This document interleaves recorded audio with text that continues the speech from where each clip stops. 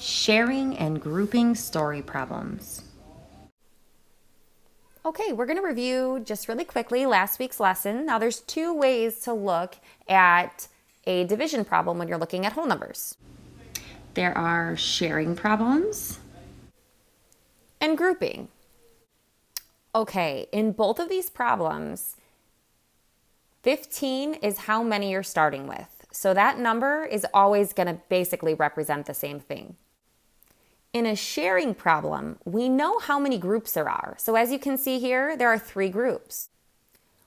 When we know the groups already, that's for certain a sharing problem. So the important part is looking at the context of your story problems, or when you're writing your own, making sure that you're identifying what the group is. So this could be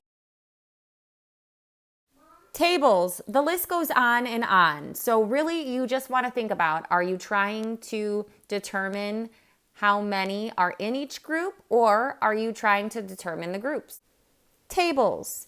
Basically, if you already know the number of groups and are trying to figure out how many are in each of those groups, it is a sharing problem. Now, in a grouping problem, we know how many are sorted, stacked, or being shared. So as you can see here where the arrow is pointing, there are 3 in each one of these groups. We need to know how many groups are going to be made. I think you've got it. Today we're going to be looking at some division combinations and just reviewing for a few moments the sharing and grouping strategy. So what we're going to do is we're actually going to develop some story problems for each one of these scenarios, just to make sure that you know how to identify when a problem is sharing and when a problem is grouping. Okay, so let's do that together. Okay, so the first problem that I came up with, and I just want to dissect it together, is Sean made 6 cookies. So we know what he had. That's our dividend, right? That's what we're starting with.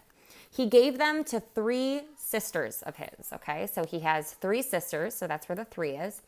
Now, in this sentence, I can already tell that I know the number of groups because I know his sisters represent the groups, right? And it says to share, that's a key word, okay? How many cookies did each sister get? So we want to find out how many were shared amongst the 3 sisters. So 6 divided by 3, hopefully we all know, is 2, which is good. So that is one way to represent this problem as a sharing problem. Okay, now let's write one as a grouping problem. Okay, so let's take a look at this next problem. Here we have Haley made 6 cookies, so we're still starting with the same amount as you can see here.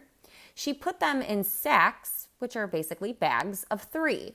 So now I know that she has bags and there's 3 cookies in each bag. Okay, she's going to take those to her neighbors. How many sacks was she able to make? Now, sacks in this sentence is going to represent the number of groups, right? So we need to find out the number of groups that she made. So this is why it's a grouping problem. So the difference here is this is saying how many cookies did each sister get? Okay, they're being shared. And here, we need to know how many neighbors are going to be able to get cookies, or actually more specifically, how many sacks she's able to make. What you're going to do for independent work today is you are going to write and solve 2 problems. So you're going to write a sharing problem for 6 divided by 2 and a sharing problem for 6 divided by 1. You're going to do the same thing, grouping problem for 6 divided by 2 and grouping problem for 6 divided by 1. Now, before we move on though, I want to show you one thing. We're going to extend this, but today's work is just going to be to answer numbers 2 and 3 and submit that on Seesaw, but we're going to go over something down here.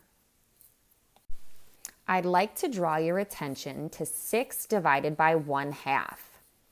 How would we answer 6 divided by 1/2?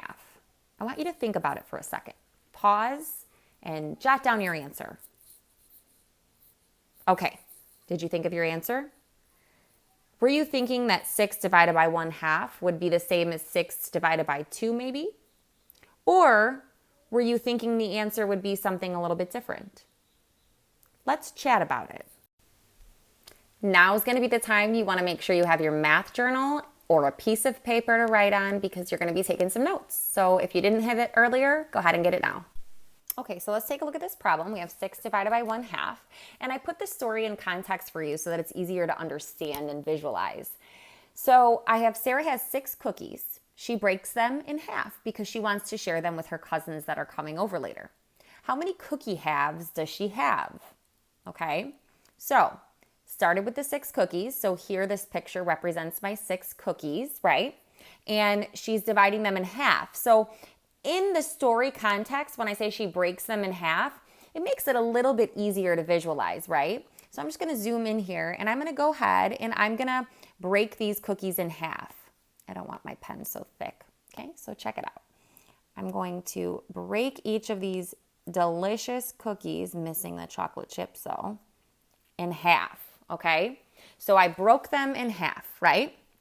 Now it says, how many cookie halves does she have? It's a tongue twister. Okay, so if you look here, for each cookie, she has 2 halves, right? 1, 2, 1, 2, 1, 2, 1, 2, 1, 2, 1, 2, right? Or for every cookie, if there's 2 halves, that would be the same as 2 times 6, right? So she has a total of 12 cookie halves, right? So this is just a way of looking at 6 divided by 1/2 using a story problem. Now, let's think about one thing though for a moment. Okay, so what I want you to think about is 6 divided by 2 the same as 6 divided by 1/2? I'm hoping you have the answer. Let's do some practice problems. Now it's time to show what you know. Please feel free to come back to this video if you're feeling stuck at any time about solving the division problems and sharing and grouping story problems.